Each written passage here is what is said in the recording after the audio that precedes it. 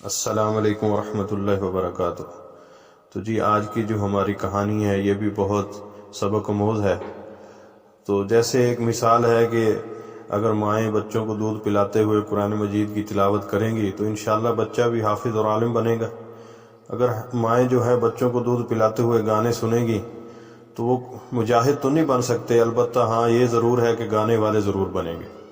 تو اسی طرح ایک کہانی ہے، گورنر نجم الدین ایوب کافی عمر ہونے تک شادی سے انکار کرتا رہا۔ ایک دن اس کے بھائی اسد الدین شیر کو نے اس سے کہا کہ بھائی تم شادی کیوں نہیں کرتے؟ نجم الدین نے جواب دیا، میں کسی کو اپنے قابل نہیں سمجھتا۔ یہ سن کر اسد الدین نے کہا، میں آپ کے لیے رشتہ مانگوں؟ کس کا؟ ملک شاہ بن سلطان بن ملک شاہ سلجوقی کی بیٹی کا یا وزیر الملک کی بیٹی کا؟ یہ سن کر نجم الدین بولا، وہ میرے لائق نہیں۔ اسد الدین دھک سے رہ گیا، پھر کون آپ کے لائق ہوگی؟ نجم الدین نے جواب دیا، مجھے ایسی نیک بیوی چاہیے جو میرا ہاتھ پکڑ کر مجھے جنت میں لے جائے اور اس سے میرا ایک ایسا بیٹا پیدا ہو جس کی وہ بہترین تربیت کرے اور وہ شاہ سوار ہو اور مسلمانوں کا قبلہ اول واپس لے۔ اسد الدین کو نجم الدین کی بات پسند نہ آئی اور اس سے کہا کہ ایسی لڑکی آپ کو کہاں ملے گی؟ نجم الدین نے جواب دیا، نیت میں خلوص ہو تو اللہ نصیب کرے گا۔ یہ سن کر اسد الدین خاموشی سے اسے تکنے لگا۔ ایک دن نجم الدین مسجد میں تقریت کے ایک شیخ کے پاس بیٹھے ہوئے تھے۔ ایک لڑکی آئی اور پردے کے پیچھے سے ہی شیخ کو آواز دی۔ شیخ نے لڑکی سے بات کرنے کے لیے نجم الدین سے معذرت کی۔ نجم الدین سنتا رہا کہ شیخ لڑکی سے کیا کہہ رہا ہے۔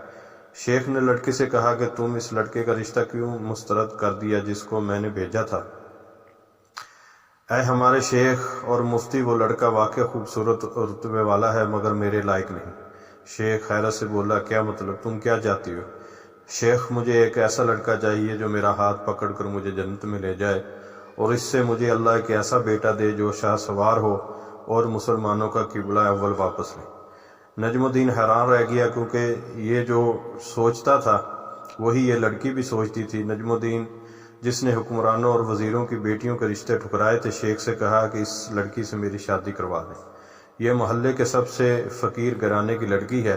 یہ سن کر نجم الدین نے کہا، میں یہی چاہتا ہوں۔ پھر نجم الدین نے اس فقیر متقی لڑکے سے شادی کر لی اور اسی سے وہ شاہ سوار پیدا ہوا جسے دنیا سلطان صلاح الدین ایوبی رحمۃ اللہ علیہ کے نام سے جانتی ہے، جنہوں نے مسلمانوں کے قبلہ اول بیت المقدس کو آزاد کروایا۔ یہ آخری بات عرض کرتا چلوں کہ اگر کبھی کوئی قول، واقعہ، کہانی یا تحریر وغیرہ اچھی لگے تو مطالعے کے بعد مزید تھوڑی سی زحمت فرما کر اپنے دوستوں سے بھی شیئر کر لیا کیجیے۔ آپ کی شیئر کردہ تحریر ہزاروں لوگوں کے لیے سبق آموز ثابت ہو سکتی ہے۔ شکریہ۔ السلام علیکم ورحمۃ اللہ۔